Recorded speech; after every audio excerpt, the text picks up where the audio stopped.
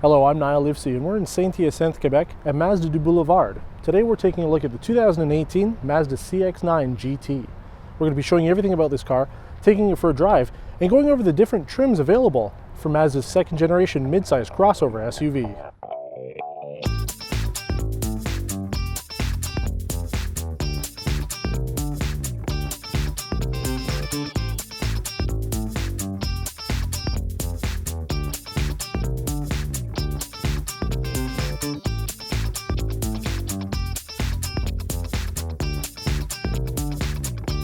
First, we need to talk about the four trims available. The GS comes equipped with 18-inch alloy rims, front-wheel drive, traction stability, and roll stability control, LED headlights up front with LED daytime running lights, and rear running and brake lights out back. Furthermore, you get a 3-zone automatic climate control with air conditioning, 7-inch color touchscreen display with Bluetooth, navigation ready, and a backup camera. You also get cloth seats with 8-way power driver setting and a 4-way manual for the passenger, both with heat. The GSL adds all-wheel drive as standard, a power glass moonroof, leather seats, heated second row seats, power adjustment for the passenger, heated steering wheel, advanced keyless entry system, an 8-inch touchscreen display, LED fog lights, and power rear liftgate. The GT we're featuring here gets 20-inch alloy rims, Bose audio with 12 speakers, XM radio and navigation, a color heads-up display, 2 memory options for the driver, HomeLink, rear door sunshades, LED interior lighting, adaptive front headlights, rear parking sensors, and LED front and rear signature lighting. The signature trim adds premium Napa leather upholstery, premium cross-stitching on the steering wheel, rosewood trim center console and door panel switches, signature grille illumination, and LED illumination for the gear shifter. The 2018 model year brings quite a few changes from the previous year. Mazda's G vectoring control is now available as standard across all 4 trims, which enhances the stability and responsiveness by reducing engine torque and shifting it to the front or rear wheels depending on the type of maneuver you're performing. It helps when taking corners to keep the car more level, which helps with turning precision and occupant comfort.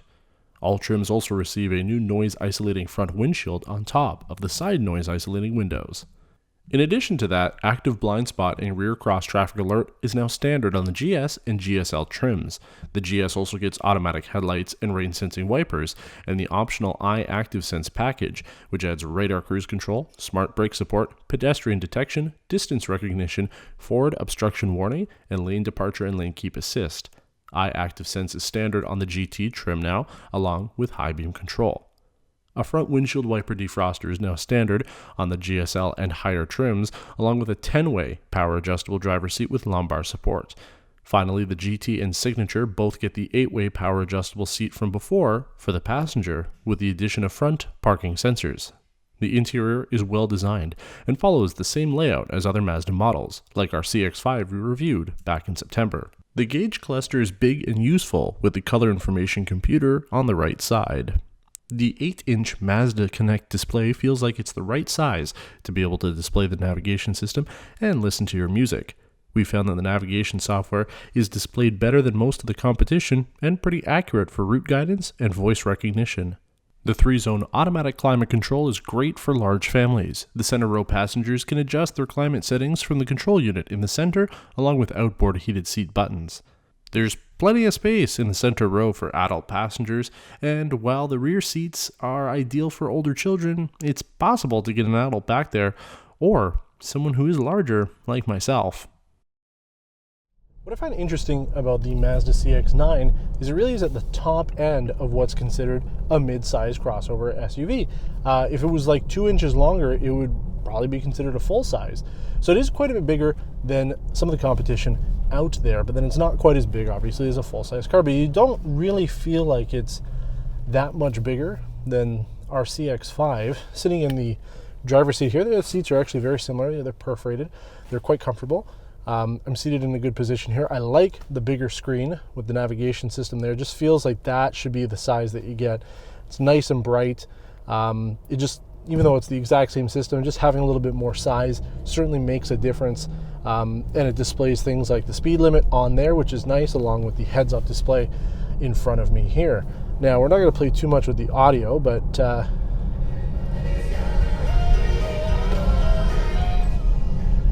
It is a similar Bose audio system that's found in the CX-5. It's just got a few extra speakers with it. It really does feel a lot like the CX-5, which is good, because if you are interested in buying a bigger SUV and you like the way that the CX-5 drives, then you're going to find that CX-9 is very comparable in that regard.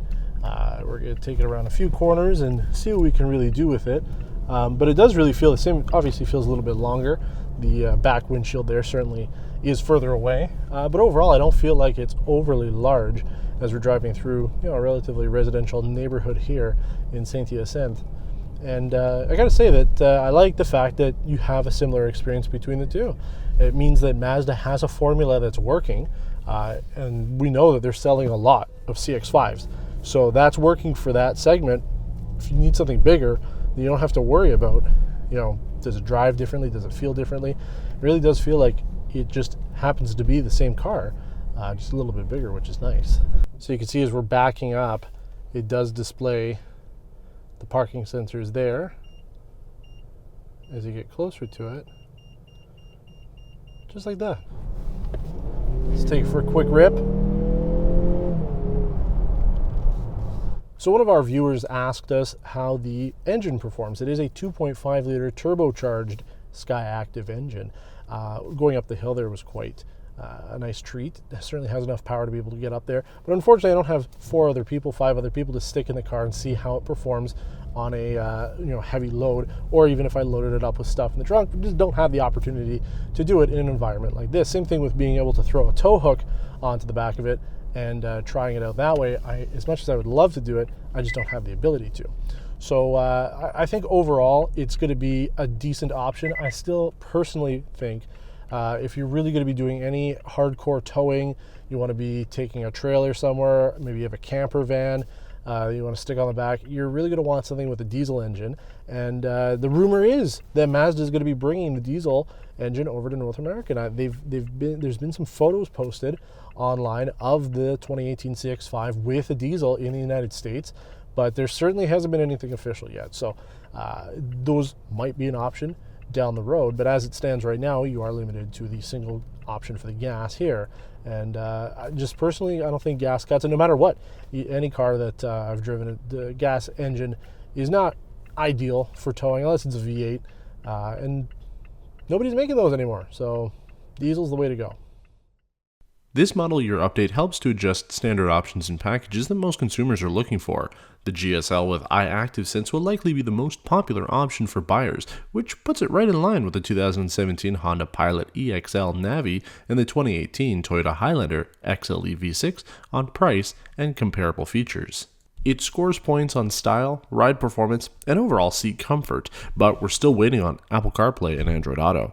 The competition is also offering larger V6 engines with more power and torque, with more efficient transmissions, like an 8-speed automatic as standard for the Highlander and a 9-speed automatic as an option on the Pilot Touring. Thanks for watching this episode of Test Drive Spotlight on the 2018 Mazda CX-9. As always, your support helps make this show possible, so if you like the video, please give us a thumbs up and subscribe to our channel if you haven't done so already. Until next time, take care.